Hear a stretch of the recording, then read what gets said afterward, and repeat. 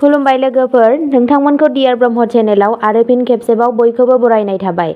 आं दिनै नोंथांमोननि सिगाङाव आरोबाव माखासे खौरां लानानै फैबावलायबाय। आसा खालामो नोंथांमोनहा खौरांखौ नायनानै मोजां मोनगोन। आरो नोंथांमोनहा बेबादिनो सानफ्रोमबोनि खौरांनि आपडेट मोनबाय थानो थाखाय चेनेलखौ साबस्क्राइब खालामनानै लादो आरो खौरांखौ मोजां मोनोब्ला अन्नानै लाइक, शेयार आरो कमेन्टबो खालामनानै होलांब्लानो जाबाय। दिनैनि गिबि खौराङावनो दङ BPFआ 2025 मायथाइनि BTC बिसायख'थियाव उदाङै बाहागो लागोन, हाग्रामा महिलारीआ बुंदों। खौरां बिजोंनिफ्राय मिथिनो मोननाय बायदियैब्ला हाग्रामा महिलारी, बारग' chief of Bodoland territorial council (BTC) आ फोसावदोंमोन दि बड'लेण्ड पिपल्स फ्रन्ट (BPF) आ 2025 मायथाइनि BTC बिसायख'थियाव उदाङै बाहागो लागोन। बे फोसावथायखौ आफलागाव गेलेग्रा फोथाराव क'क्राझार जिल्ला BPFनि 7थि 3 बोसोरारि जथुम्मायाव होनाय जादोंमोन, जाय पार्टीनि थाखाय मोनसे सोलोआरि सोलायनायनि इसारा होदोंमोन होनना खौरां बिजोंनिफ्राय मिथिनो मोननाय जादों। महिलारीआ इउनाइटेड पिपल्स पार्टी लिबारेल (UPPL) खौ खावलायदोंमोन दि जुदि बियो BPFजों हेफाजाब होनो थाखाय गोसो गुदुं, अब्ला नेशनेल डेम'क्रेटिक एलायन्स (NDA) जों गावनि गोरोबथाखौ सिफायनो नांगौ। जुदि UPPLआ BPFजों लोगो जानो गोसो गुदुंब्ला बिसोर NDA गोरोबथानिफ्राय ओंखारनांगौ आरो सरकारा BTRनिफ्राय भारतीय जनता पार्टी (BJP) खौ बोखारनो खौसेयै नाजानायनि गोनांथिनि सायाव बोलो होनांगौ होनना खौरां बिजोंनिफ्राय मिथिनो मोननाय जादों। नैथि खौराङाव दङ आसाम सोरखारा दिनै 7 अक्ट'बर खालि सा 385 बिजाथिफोरनो थिसनथाइ बिलाइ रानगोन। आसाम सोरखारा 22 सेप्तेम्बर 2024 मायथाइसिम 1,25,030 बिनायसाफोरनि गासै थिसनथाइ मोननो हानाय 1 लाख साख्रि सोरजिनायनि गावनि रादायखौ बारलांबाय। रोखाथि आरो गुन बिथायारि थिसनथाइखौ रोखा खालामनो सोलिबाय थानाय नाजानाया रायजोनि लाइमोनफोरनि थाखाय गोदान खाबुफोरखौ आनलक खालामनायाव मख'जाथाव बिहोमा होदों। बे हाबाफारिनि बाहागो महरै 7 अक्ट'बर 2024 खालि फुंनि 10:30 रिंगायाव भांगागड़नि GMCH अडिट'रियामाव सा 385 उफ्रा बिनायसाफोरनो थिसनथाइ लाइजामफोरखौ नेमखान्थि बायदियै राननाय जागोन। बे हाबाफारियाव गिबि मन्थ्रि हिमन्त बिश्व शर्मा आरो सोलोंथाइ मन्थ्रि डक्टर रनज पेगु आरो गुबुन गुबुन मान गोनां सुबुंफोरा नुजाथिगोन। गोदान थिसनथाइ बाहागोआव गुबुन गुबुन बिफानफोराव मासिफोर दं, जेरै पलिटेकनिकआव 136 बिबुंसारगिरि, पलिटेकनिक आरो इन्जिनियारिं फरायसालिमाफोराव सा 47 गागि फोरोंगिरिफोर आरो सा 78 लेङाइ बिबुंगोराफोर। सावस्रि आरो नखर अनसाइ बिफानाव गासै सा 101 बिनायसाफोरखौ सावस्रि मावख'गिरि आयुर महरैबो थिसननाय जागोन होनना सुलुंनिफ्राय मिथिनो मोननाय जादों।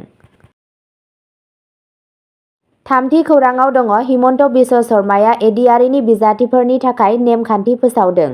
आसाम चिफ मिनिस्टार हिमन्त बिश्व शर्माया गावनि एक्स हेन्डेलआव आसाम डाइरेक्ट रिक्रुटमेन्ट आनजाद (एडिआरइ) बिनायसाफोरनि थाखाय गोनांथार नेमखान्थिफोरखौ फोरमायदोंमोन। रिपर्टनि बायदियैब्ला 6 अक्ट'बर खालि OMR सिटफोरखौ डाउनल'ड खालामनाय आरो OMR सिटफोरनि मोननो हानाय आरो फेरफाथिनायजों सोमोन्दो थानाय राहाफोरखौ फोसावदोंमोन, जायजों थाखो 4, पेपार 4 आरो 5 नि थाखाय नुजाथिनाय बिनायसाफोरा आवगायनांगोन। नेमखान्थिफोरा गाहायाव होनाय बादि। सेथियाव दङ डाउनल'डिं अफ OMR सिट। बिनायसाफोरा 8 अक्ट'बरनिफ्राय 22 अक्ट'बर 2024 सिम गावसोरनि OMR सिटफोरखौ डाउनल'ड खालामनो हागोन। नैथियाव दङ available of answer K. Paper 4 आरो 5 मोन्नैनिबो थाखाय मावख'आरि फिननाय साबिखौ 9 अक्ट'बर खालि फुंनि 6 रिंगानिफ्राय मोननो हागोन। थामथियाव दङ चेलेन्ज अफ एन्सार की। जुदि बिनायसाफोरा गावसोरनि फिननाय बिलाइफोरखौ फेरफाथिनो लुबैयो, अब्ला बिसोरो 9 आरो 18 अक्ट'बर 2024 नि गेजेराव बेबादि खालामनो हागोन होनना सुलुंनिफ्राय मिथिनो मोननाय जादों। ब्रैथि खौराङाव दङ जथाय अपारेसननि समाव गसाइगावआव पिस्तल बोखांदों, 3खौ हमदों। सराइबिल पुलिस थानानि पुलिस आरो स्पेशेल अपारेशन ब्रान्स (SOB) आ गसाइगावआव मोनसे जथाय अपारेसन खालामो, जायनि जाहोनाव आयेन बेरेखा सिलाइ गावग्रा हाथियार बोखांनो हायो।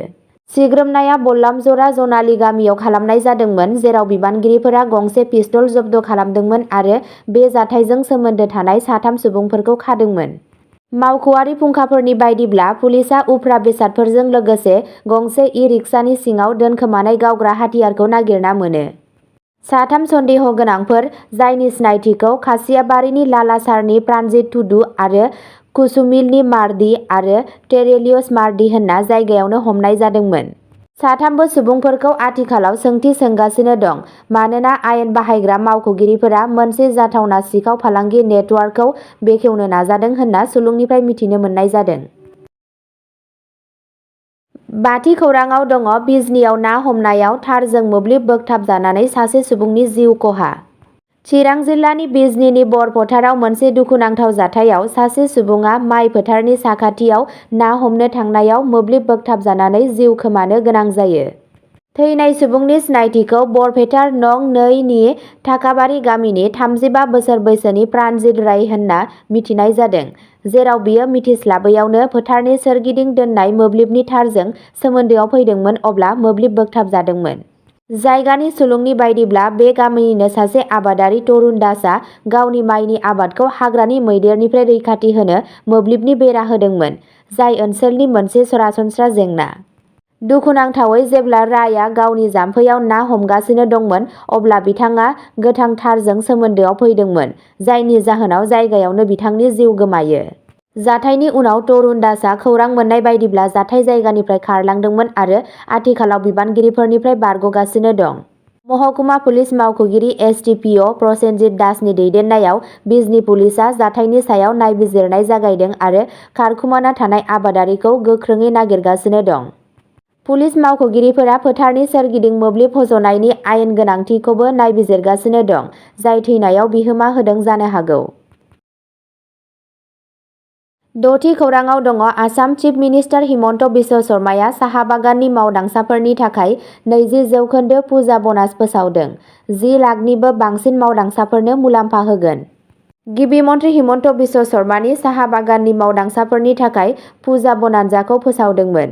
रिपर्टनि बायदियैब्ला गिबि मन्थ्रि हिमन्त बिश्व शर्मानि फोसावनाय बायदिब्ला मा दुर्गानि फैनायखौ फालिनो थाखाय आसाम टी कर्परेसन लिमिटेडनि मावथिफोर आरो मावफारियाफोरा 78 कौटि रांनि 20% ब'नास मोनगोन।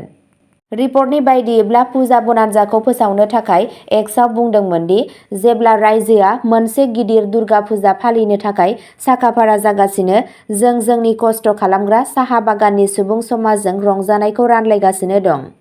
एटिसिएलनि मावसाफोर आरो मावफारियाफोरा मा दुर्गानि फैनायखौ रंजानो थाखाय 78 कौटि रांनि 20% ब'नास मोनगोन।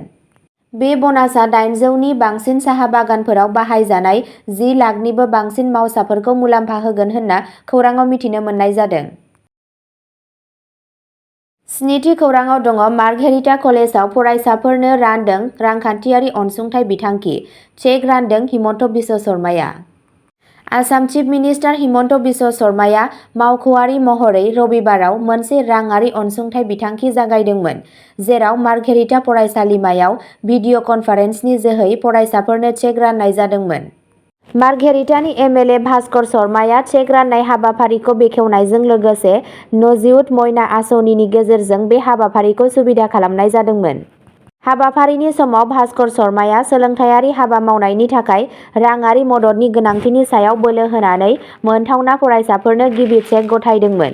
मार्घेरिटानि लोगो जिल्ला कमिसनार परिक्षित थौदामआबो गाहाय आलासि महरै नुजाथिदोंमोन। बिथाङा बे हाबाफारिनि गोहोमनि सायाव मोनसे थुलुंगायारि बिबुंथि होदोंमोन आरो गोबां फरायसाफोरनो चेक राननायाव बाहागो लादोंमोन। बे हाबाफारिनि गिबि खोन्दोआव 83 नम्बर मार्घेरिटा बियाबनि सिङाव थानाय मार्घेरिटा फरायसालिमा, मार्घेरिटा पाब्लिक गोजौसिन गेजेर फरायसालि, लेड' जौसिन गेजेर फरायसालि आरो तिराप गोजौ गेजेर फरायसालिजों लोगोसे गुबुन गुबुन फसंथानफोरनि फरायसाफोरनो गासै 443 चेक राननाय जादोंमोन।